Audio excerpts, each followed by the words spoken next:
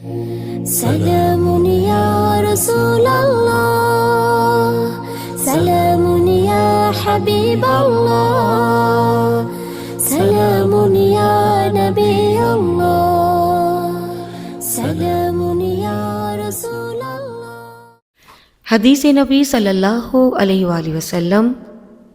حضرت ابو سعید خدری رضی اللہ تعالی عنہ سے مروی ہے کہ حضور نبی اکرم صلی اللہ علیہ وآلہ وسلم نے فرمایا، میرے صحابہ کو برا مت کہو، اگر تم میں سے کوئی احد پہاڑ کے برابر بھی سونا خرچ کر دے تو پھر بھی وہ ان میں سے کسی ایک کے سیر بھر یا اس سے آدھے کے برابر بھی نہیں پہنچ سکتا۔ اسے امام بخاری، ترمذی اور ابو داؤد نے روایت کیا ہے، اور امام ترمذی نے فرمایا کہ یہ حدیث حسن ہے۔ حضرت عبداللہ بن مغفل رضی اللہ تعالی عنہ سے روایت ہے، وہ فرماتے ہیں حضور نبی اکرم صلی اللہ علیہ وآلہ وسلم نے فرمایا، میرے صحابہ کرام رضی اللہ تعالی عنہ کے بارے میں اللہ تعالیٰ سے ڈرنا اور میرے بعد انہیں اپنی گفتگو کا نشانہ مت بنانا، کیونکہ جس نے ان سے محبت کی اس نے میری وجہ سے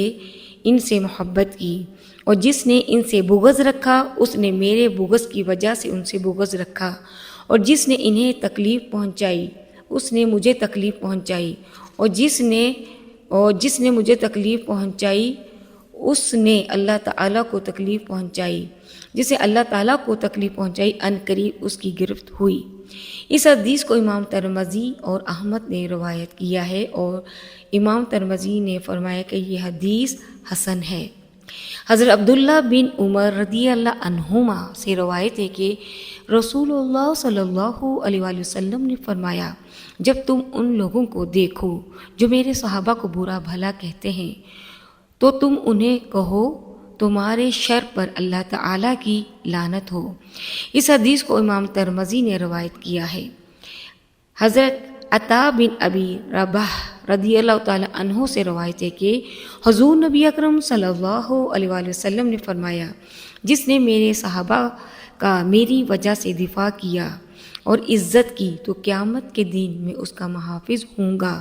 اور جس نے میرے صحابہ کو گالی دی تو اس پر خدا کی لعنت ہو۔ اس حدیث کو امام ابن ابی شیبہ اور احمد نے روایت کیا ہے۔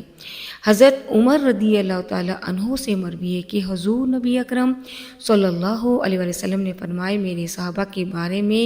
میرا لحاظ کرنا، کیونکہ وہ میری امت کے بہترین لوگ ہیں۔ اس حدیث کو امام ابو نعیم اور قدائی نے روایت کیا ہے۔